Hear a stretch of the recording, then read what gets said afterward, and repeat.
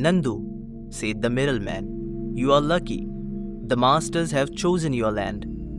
There's a huge demand for indigo in Europe. Bengal is no longer the favorite for this crop. Bihar has a chance to brighten its future now. Plant indigo and your troubles will disappear. Silver will fill your pockets like never before. Nandu shook his head. This land has always given me wheat and barley. It feeds my family. Besides, there's a reason there was an indigo revolt in Bengal. Indigo will destroy the soil. When the earth dies, how will we survive? The middleman's smile faded. You don't see the truth.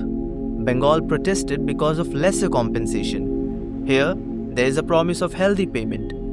I understand, wheat fills your bellies. But indigo will fill your purse. And a heavy purse brings you more than just grains alone. Nandu's jaw hardened. When the soil is gone, there will be no silver. What will we eat then? The middleman leaned closer and lowered his voice. Don't sound like a broken record. If the masters want indigo, you must grow indigo. Refuse, and no trader in the market will buy your grain ever. Grow wheat if you like, but you will starve for everything else for the rest of your life. Nandu's face turned pale.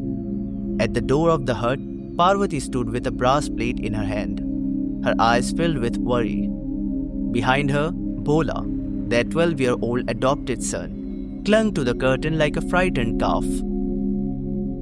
The middleman straightened. Look, Nandu, my brother, I don't want to be that guy, but once the masters decide, you either sign or suffer. Trust me, I hate to see my countrymen suffer at the hands of these merciless white tyrants. With dry lips, trembling fingers, and zero will, Nandu pressed his thumb to the ink pad. It felt as if he were signing the contract in his own blood. Indigo demanded more than the soil could give. Nandu, Parvati, and Bhola worked from dawn until nightfall. Their feet sank in the wet earth. Their backs bent until pain became normal. Parvati tried to keep Bhola's spirits alive with songs. Sometimes he laughed, spreading his arms wide and running through the fields as if he were a bird. But the sky had its own cruelty. In the middle of the season, it rained without pause for days and days. The land drowned. The bright green plants turned black, soft, and foul-smelling. Nandu waded through the water and lifted a handful of rotting stalks. They slipped through his hands like slime. He stood there in the rain, staring at the ruined field. At the master's office, the response was cold. No crop, no payment. When he walked home, the road felt endless. Parvati saw the emptiness on his face but said nothing. She placed a roti in front of him and turned her face away so he would not see her tears. The rain left another scar. Bhola began coughing. At first, Nandu thought it was nothing, just a boy's body adjusting to hard work. But one night, Parvati cried out. Blood stained the cloth she held to Bhola's lips. The local healer came. There is something in his chest, he said. Give him honey, give him some jaggery, it will help. But nothing helped. Bhola weakened with each passing day. His laughter faded. His shoulders grew sharp and his body shrank before their eyes. Parvati stayed by his side through the nights, humming lullabies that ended in sobs. One night, the coughing grew too heavy. By morning, his young chest had given up. Nandu lit the pyre with his own hands. Parvati fell to the ground, clawing at the earth, wailing until her voice broke. Nandu did not speak. He stood until the flames burned to ash. The land must live, he whispered, even if we don't. Grief settled into the house. Parvati no longer sang. Her bangles lay untouched in a corner. She cooked for Nandu but barely ate. Still, the farming had to go on. Nandu returned to the field, forcing himself to work. Every drop of sweat that fell into the soil felt like a silent prayer. When the next crop began to ripen, the sky betrayed them again. Not rain this time, but hail. Sharp stones from above ripping through the leaves. Months of labor were destroyed in a single night. The master's anthem remained the same. No harvest, no payment. Then the creditors arrived, striking their sticks against the door. If you cannot pay now, then pay with the next crop. If not, we will take your land. Parvati buried her head in her knees, crying helplessly.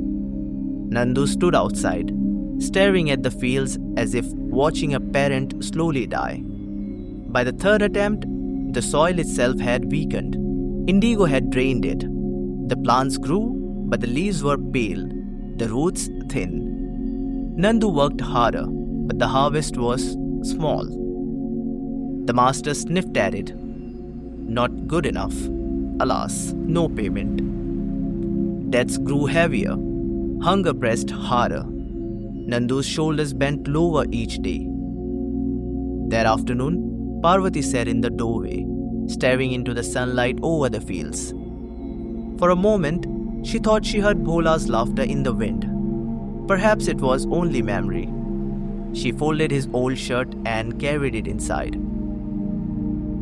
When Nandu returned that evening, the house was silent. He stepped into the backyard and saw a dupatta tied to a tree, swinging gently in the wind, holding Parvati's still body. He dropped his sickle, touched her feet, then sat on the ground in silence. For an hour he did not move. At last, instead of setting a pyre up, he dug a grave with his bare hands and laid her to rest.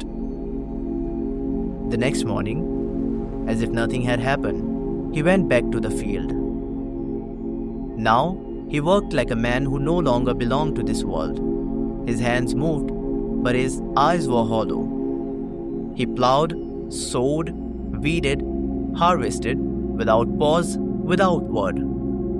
That season, the crop finally flourished.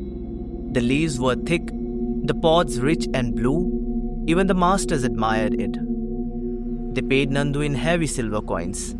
Nandu returned to his empty hut and spilled the coins on the floor. Then he walked into the field and sat down.